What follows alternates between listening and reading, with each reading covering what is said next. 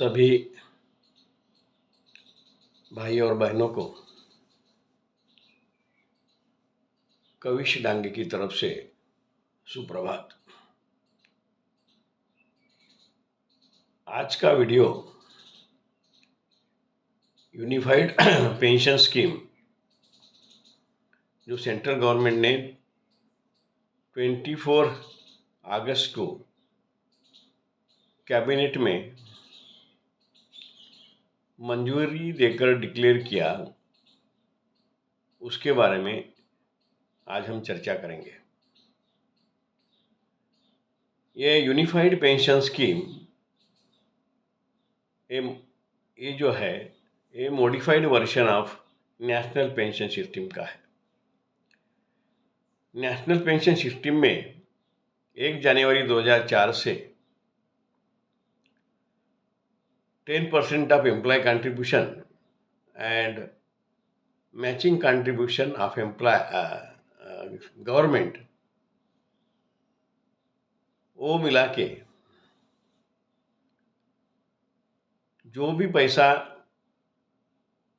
उसमें जमा होगा नेशनल पेंशन सिस्टम में इंडिविजुअल के खाते में, तो उसका 60% जो अमाउंट है वो विड्रा कर सकते हैं और 40% जो अमाउंट रहेगा वो प्रोविडेंट फंड रेगुलेटरी अथॉरिटी कुछ फाइनेंशियल इंस्टीट्यूशन में या एन्युटी में इन्वेस्ट करके जो भी इंटरेस्ट उसका मिलेगा that will be treated age pension.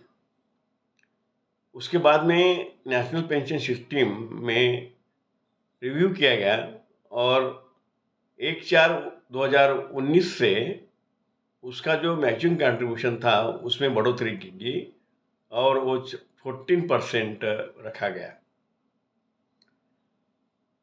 अभी ये मॉडिफाइड वर्जन क्यों है, ये अगर हम जानना चाहते हैं तो अभी क्या हुआ है कि जो 10% एम्प्लॉय कंट्रीब्यूशन है वो वैसा ही रहेगा और गवर्नमेंट का जो कंट्रीब्यूशन है वो 14% से लेकर 18.5% तक उन्होंने इंक्रीज किया है। और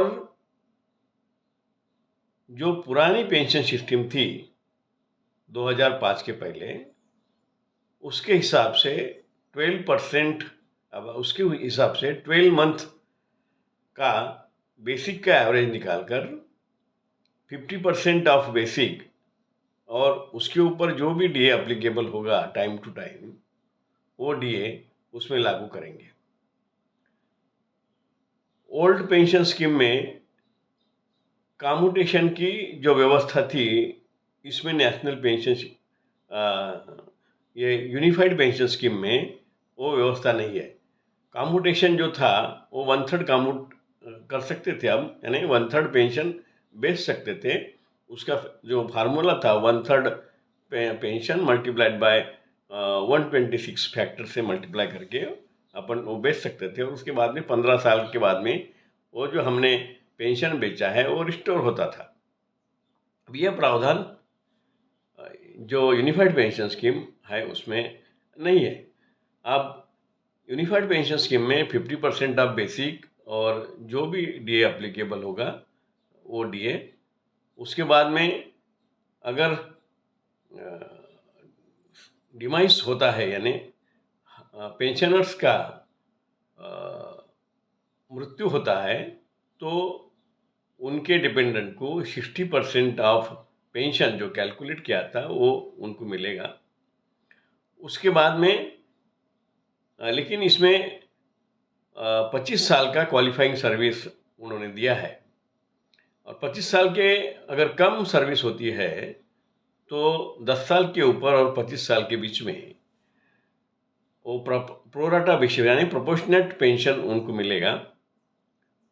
उसके बाद में अगर 10 साल की सर्विस होती है तो assured pension that is 10,000 per month और उसके ऊपर जो भी डीए रहेगा वो डीए उनको एप्लीकेबल होगा। ये यूनिफाइड पेंशन में दिया है।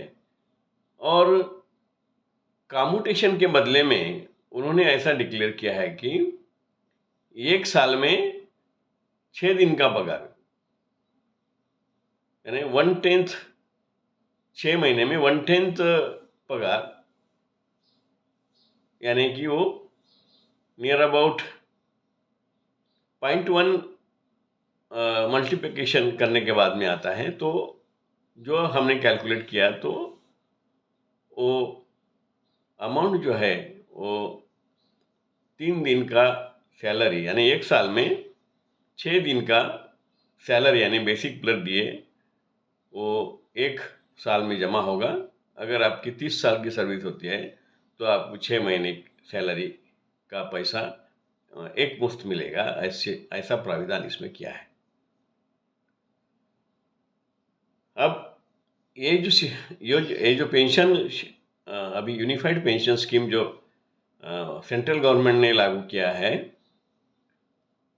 तो उसके लिए finance secretary doctor C Somanathan की कमेटी गठित की थी अप्रैल 2023 में, और उन्होंने जो रिकमेंडेशन दिया वो रिकमेंडेशन इसमें लागू किया है।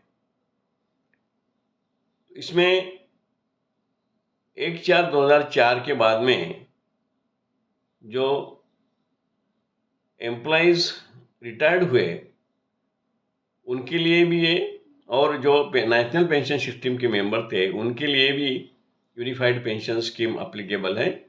उनको जो एरियर्स मिला, यानी वो जो पैसा उन्होंने लिया है, तो वो सब पैसा उनको वापस करना होगा और उसके ऊपर पेंशन मिलेगी। तो उसमें जो भी उन्होंने फोरकास्टिंग किया है finance secretary doctor T Somanathan ने, उसमें उसके पीछे 800 करोड़ का बर्डन बताया है, और जो भी कंट्रीब्यूशन 14% से लेकर 18.5% तक लेके गए, उसका जो बर्डन आता है वो 2650 करोड़ बर्डन आता है, ऐसा उन्होंने डिक्लेयर किया है।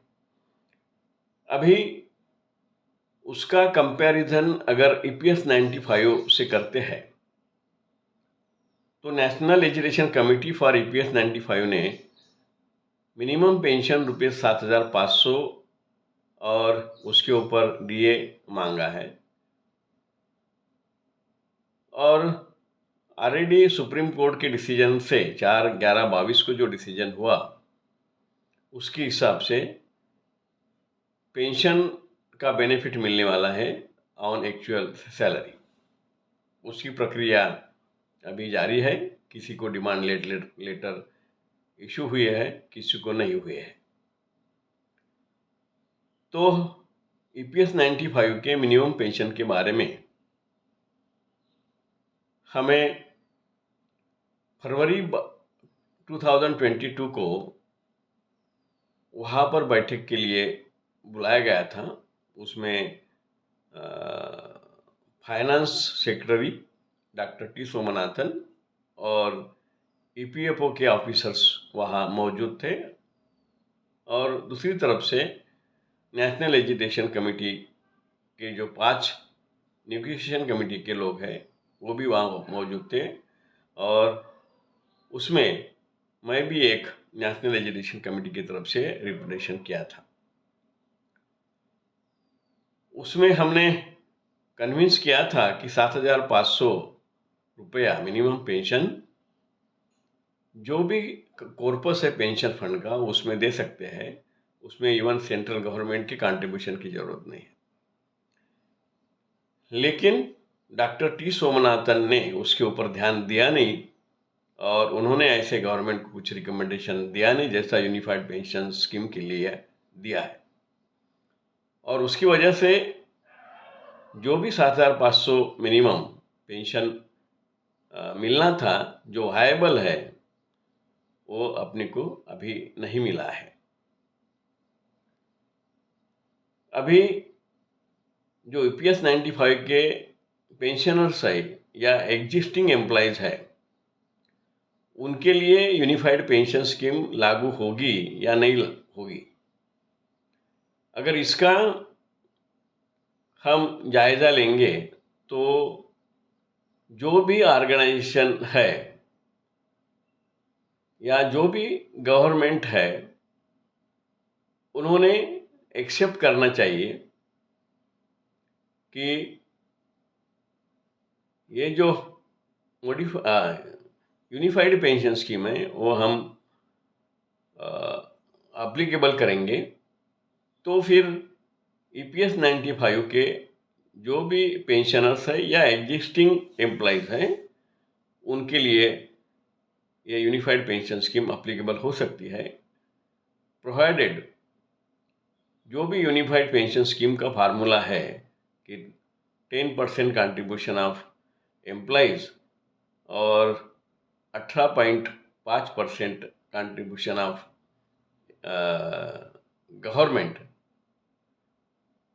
तो ये सब बातें फिर हो सकती है, क्योंकि EPS 95 में ऐसा प्रावधान है पैराग्राफ 39 के तहत, अगर हमने EPS 95 से अच्छी पेंशन योजना है हमारे पास और हम लागू करने वाले हैं, ऐसा अगर बता दिया और हमने प्रूव किया कि वो अच्छी स्कीम है EPS 95 से, तो EPS 95 में जो भी हमारा पैसा है वो इस यूनिफाइड पेंशन स्कीम में जा सकता है। अभी जो संगठन है उन्होंने इसके लिए प्रयत्न करना चाहिए, क्योंकि ये बेटर स्कीम है और रिटायरमेंट के बाद में अपने को जो भी पेंशन मिलेगा वो पेंशनर्स हैप्पी रहेगा।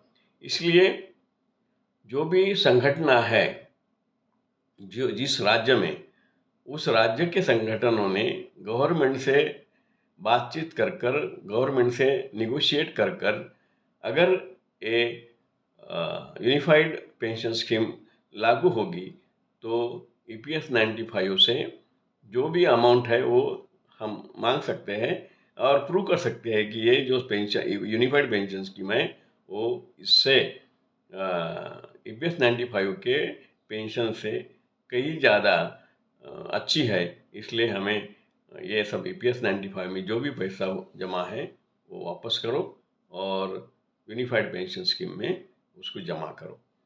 तो ये सब बातें हैं। तो जो भी अभी संगठन है जिस जिस राज्य में, उन्होंने प्रयत्न करना चाहिए कि आपने जब सेंट्रल गवर्नमेंट के एम्प्लॉइज़ को या फिर कुछ स्टेट गवर्नमेंट ने भी उसको लागू किया है, तो उनके लिए अगर लागू हो सकता है तो जो भी EPS 95 के मेंबर्स हैं उनको भी ये सब बातें लागू होना चाहिए। इसके लिए प्रयत्न करना चाहिए। अगर गवर्नमेंट पॉजिटिव रहा तो यूनिफाइड पेंशन स्कीम EPS 95 के मेंबर्स को, एग्जिस्टिंग मेंबर्स को या एम्प्लॉइज़ को या फिर रिटायर्ड मेंबर्स को भी ये यूनिफाइड पेंशन स्कीम लागू हो सकती है। तो कृपया इसके ऊपर आप सभी लोगों ने विचार करना चाहिए और हम EPS 95 से डाइवर्ट होके यूनिफाइड पेंशन स्कीम योजना लागू हो सकती है क्या, इसके बारे में आपने चर्चा करना चाहिए और उस हिसाब से प्रयत्न करना चाहिए। यही मेरा कहना था और इसीलिए ये वीडियो हमने जारी किया। आपको अगर ये वीडियो पसंद है तो कृपया कम्युनिकेट करें कि ये वीडियो पसंद है। मेरा सेल नंबर है 9823759607। आप उसके ऊपर भी मुझे पर्सनली कमेंट कर सकते हैं, so that if anything is left in this video we can rectify it और उसमें एडिशन हम कर सकते हैं। तो आज के वीडियो में इतना ही। जय हिंद, जय महाराष्ट्र, जय भारत। Thank you.